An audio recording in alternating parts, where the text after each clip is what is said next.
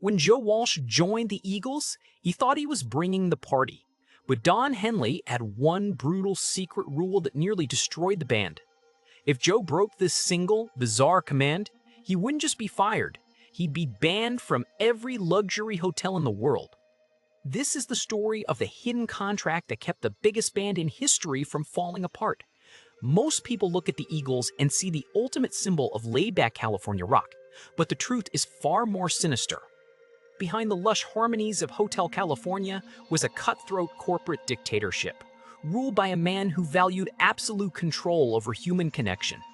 To Don Henley, the Eagles were not a creative brotherhood. They were a multi-million-dollar business franchise, and every single member was merely an employee who could be replaced in an instant. When Joe Walsh arrived with his reputation for extreme hotel destruction and drug-fueled madness, Henley knew he had to establish an unbreakable system of discipline. This is how the most famous band in the world was run like a corporate empire, where one wrong move could cost you everything. To understand how the Eagles became this cold, calculating machine, we have to look at their origin story. They started in the early 1970s as a simple country rock backing band for Linda Ronstadt. Early hits like Take It Easy and Peaceful Easy Feeling defined a generation of carefree youth. But as the money grew, so did the ambition of co-founders Don Henley and Glenn Frey. They wanted to move away from soft acoustic country sounds and transition into a massive, stadium-filling hard rock powerhouse. This creative pivot caused immense internal warfare. Original guitarist Bernie Leadon, a purist who hated the commercialization of their music, famously grew so disgusted with the band's corporate direction that he poured a beer over Glenn Frey's head and walked out. To replace him, the band made a highly calculated move. They brought in Joe Walsh. Walsh was a legendary guitar player, but he was also a walking force of pure chaos. He traveled with chainsaws to cut holes in hotel walls, kept black spray paint to modify his clothes, and lived in a constant state of wild excess. His raw energy gave the Eagles the heavy rock edge they needed to record Hotel California, but his unpredictable behavior threatened to bring the entire franchise crashing down. Henley and Frey knew they had a genius on their hands, but they also knew they needed a way to control him before he destroyed their empire. But just when the band thought they had Joe Walsh under control, a sudden and dark revelation threatened to expose a secret Henley had spent decades trying to bury. A secret that would lead to a $50 million lawsuit, a physical fistfight on stage in front of thousands of fans, and the complete destruction of the Eagles Brotherhood.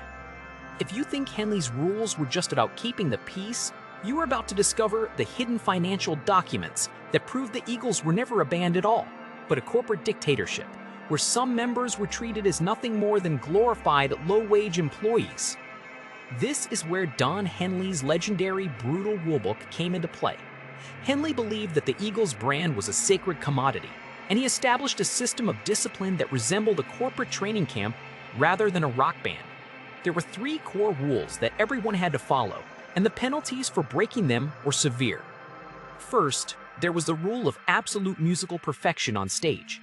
Musicians were not allowed to jam freely or experiment. If a member played a wrong note or drifted slightly from the tempo, Henley would reportedly dock their pay on the spot. If you slipped up, you didn't just get a dirty look from the drum kit.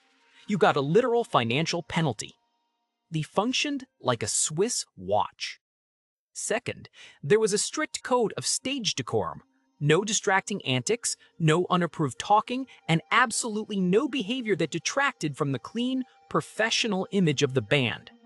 But the third and most bizarre rule was Henley's hotel policy, designed specifically to neutralize Joe Walsh. Walsh was famous for trashing hotels, once causing $28,000 of damage to a single room in Chicago with actor John Belushi. He even boasted about it in his solo hit Life's Been Good, singing that he lived in hotels, tore out the walls, and had his accountants pay for it all. But Henley saw this as a catastrophic liability. If the Eagles were blacklisted from luxury hotels, their touring logistics would collapse, and their high society reputation would be ruined.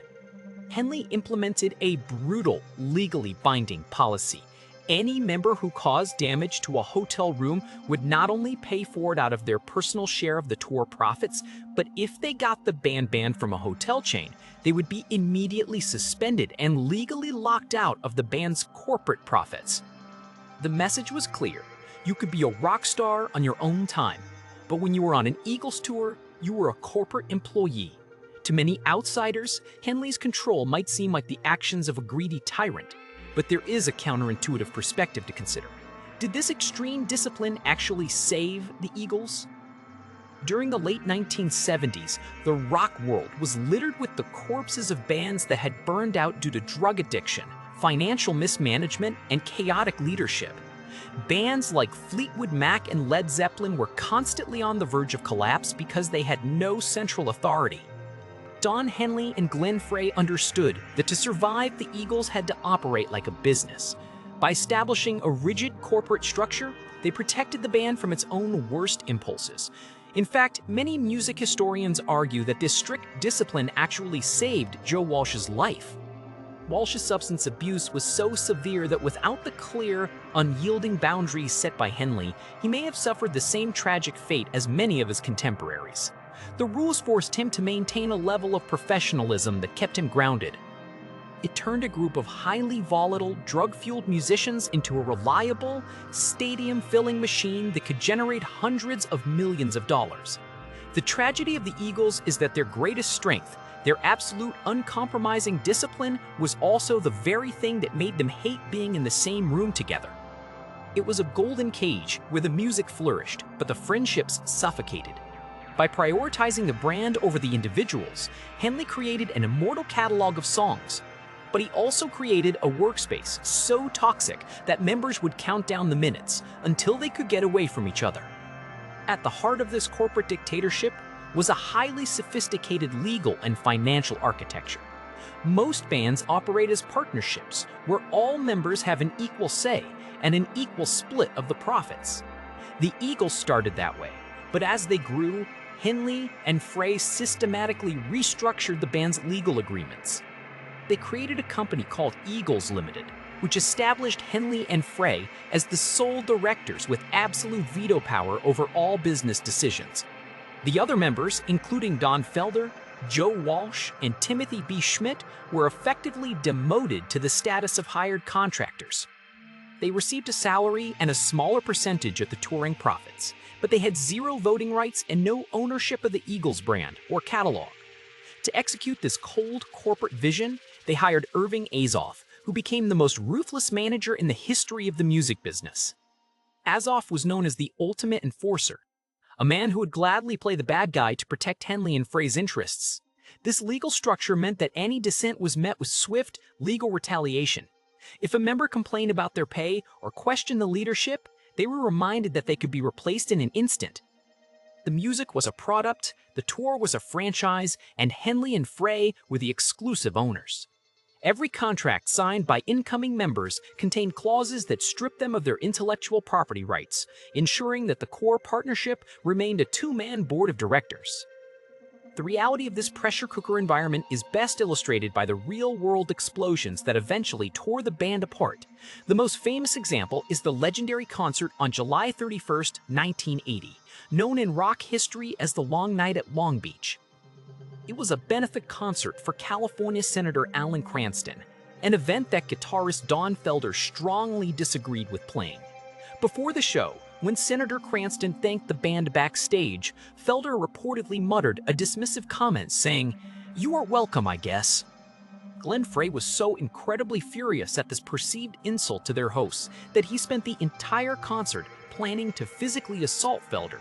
As the band played their catalog of peaceful, easy hits, the microphones caught Frey and Felder whispering brutal threats to each other between songs.